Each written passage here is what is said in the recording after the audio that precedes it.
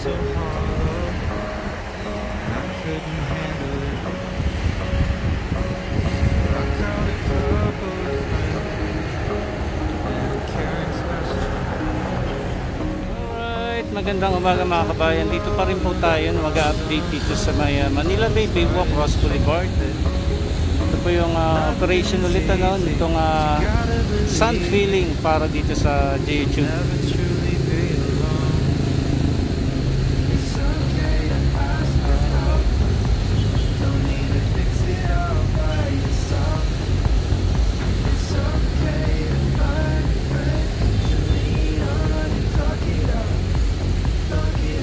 So once again yung JHU, hindi na po natin nakikita yan na nasa ilalim ng tubig yan.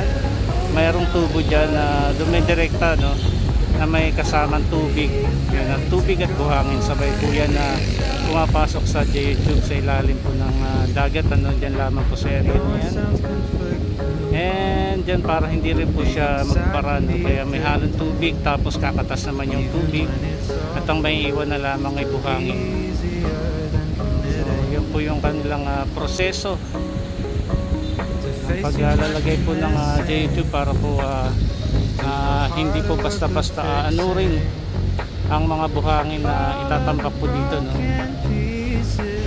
Kung dolomite sand man yan or black sand man yan, yan po yung preparation nila na ginagawa nila para hindi po maanod yung buhangin na itatambak.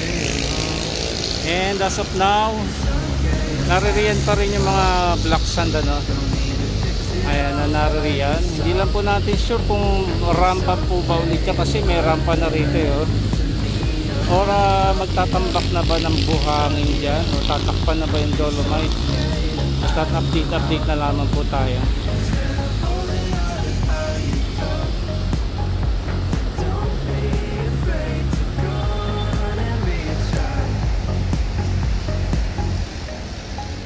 Ayun, busy po sila doon.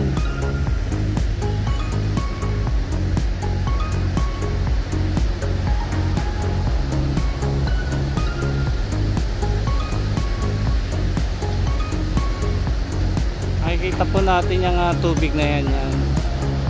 Tapos maya pagka naibaba na yung nakababa na yung mga buhangin, saka pa siya maglalagay ulit si backhoe, no, ng buhangin dyan sa may parang panel box, no.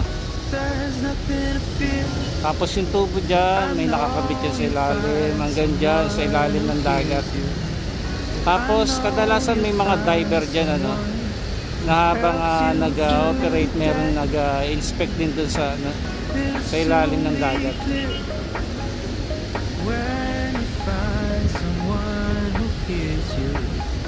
Ayan, naririyan lamang sila.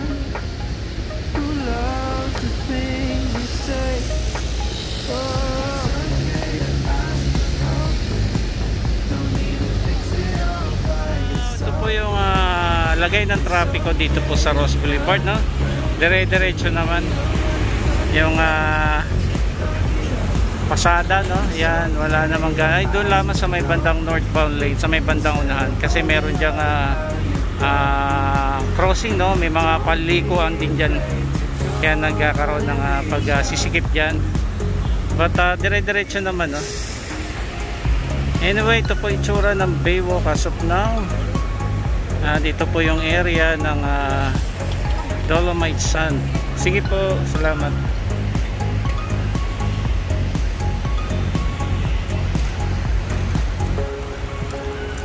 Ayan, so excited na po tayo mga kabayan. Tapos yung mga buhangin na na-wash in dyan, naririyan pa rin.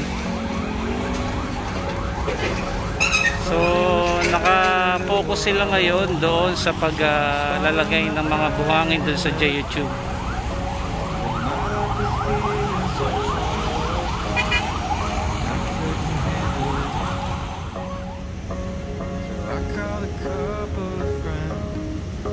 Right, ang daming ibon ngayon dito.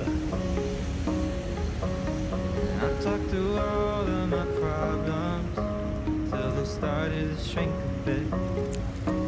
Nothing's easy, but you gotta believe me. You'll never Malinis truly tong be ano, alone. dagat ngayon na yan. Kita nyo naman. Don't need to fix it all by yourself. It's okay to find Ang daming ibon. to lean on and talk it out. Talk it out. It's okay to ask for help instead of holding on to how you felt. Don't be afraid to go on and reach out.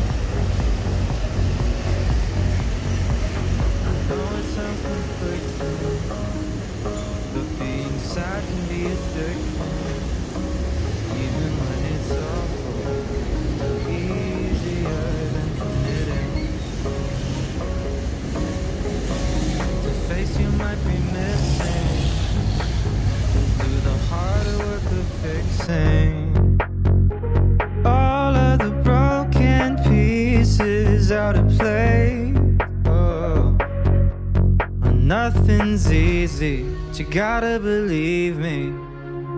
You'll never truly be alone. It's okay to ask for help. Don't need to fix it all by yourself.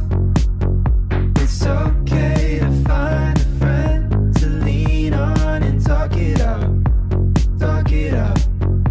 It's okay to ask for help instead of holding on to how you felt. So don't be afraid to go on and reach out.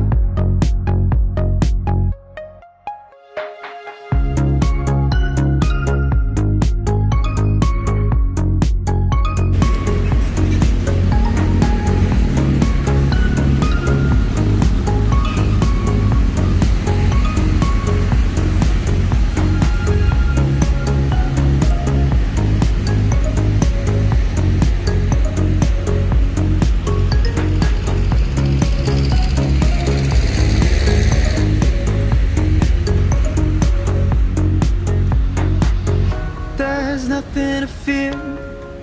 Oh, I know you'll find someone who hears you.